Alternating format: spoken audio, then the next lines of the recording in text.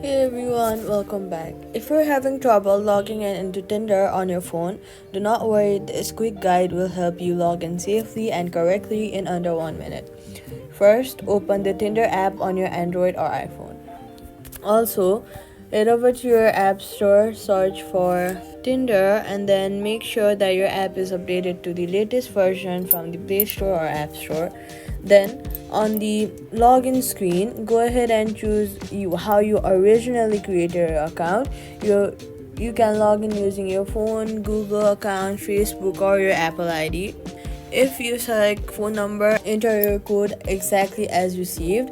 If the code does not arrive, wait at least 30 seconds and tap to reset. Then do all the credentials that the app asks you to do. Go ahead and check your SMS for the code. Then fill the code up. Next type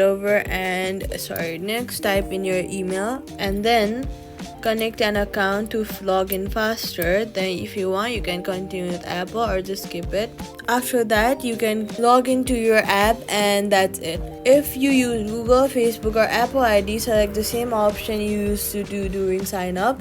Using these different login methods can block access to your account once logged in, allow notifications and location access for the best experience.